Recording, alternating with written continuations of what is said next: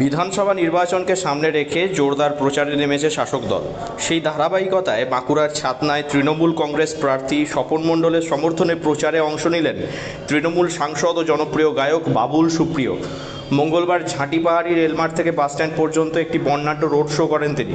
রাজ্য জুড়ে দলীয় পতাকা, ব্যানার ও স্লোগানে মুখর হয়ে ওঠে গোটা এলাকা। আমরা তো টুপি পরাচ্ছি না, আমি টুপি নিজে কিনছি। এটা দেখুন, এটা মজা করে বলতে গেলে। আর আমার এনাদের জন্যে, স্বপনদার জন্যে একটাই বড় বক্তব্য, এবং ওনার জন্য যেটা আমি বিভিন্ন কালকে সোনামুখী দিয়েও গেছিলাম। দেখুন, যারা মানুষের ভোটে জিতছে, বিরোধী রাজনীতি তো আমিও করেছি, আপনারা দেখেছেন, অত্যন্ত সক্রিয়ভাবে করেছি।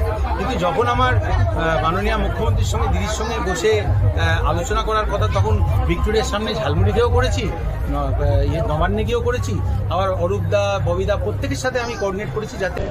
রোড শো ঘিরে সাধারণ মানুষের উচ্ছ্বাস ছিল চোখে পড়ার মতো। বহু মানুষ রাস্তার ধারে দাঁড়িয়ে বাবুল সুপ্রিয়কে অভিবাদন জানান।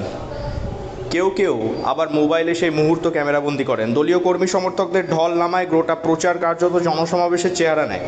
তৃণমূল নেতৃত্বের দাবি, মানুষের স্বতঃস্ফূর্ত অংশগ্রহণই প্রমাণ করেছে যে ছাতনায় পরিবর্তনের হাওয়া বইছে। প্রচার শেষে হঠাৎই একটি স্থানীয় দোকানের টুপি কিনতে দেখা যায় বাবুল সুপ্রিয়কে। এই ঘটনাকে কেন্দ্র করে তৈরি হয় এক হালকা হাস্যরসাত্মক পরিবেশ। পরে সাংবাদিকদের মুখোমুখি হয়ে তিনি মজার ছলে বিজেপিকে কটাক্ষ করে বলেন, আমরা তো টুপি পরাচ্ছি না, আমরা নিজেরাই টুপি কিনছি। তার এই মন্তব্যে উপস্থিতদের মধ্যে হাসির রোল পড়ে যায় ও রাজনৈতিক মহলেও শুরু হয় জোর চর্চা। আগামী নির্বাচনে জয়ের ব্যাপারে আত্মবিশ্বাসী তৃণমূল নেতৃত্ব। স্বপন মণ্ডলকে বিপুল ভোটে জয়ী করার লক্ষ্যে শেষ মুহূর্ত পর্যন্ত প্রচার চালিয়ে যাওয়ার কথা জানিয়েছেন দলীয় নেতারা। অন্যদিকে বিরোধীরাও পাল্টা প্রচারে নেমেছে। ফলে ছাতনার রাজনৈতিক লড়াই ক্রমশ তীব্র হয়ে উঠছে। ভোটের দিন যত এগিয়ে আসছে, ততই বাড়ছে প্রচারের উত্তাপ। বাঁকুড়া থেকে নীলাঞ্জন ব্যানার্জির রিপোর্ট, লোকালিটি বাংলা।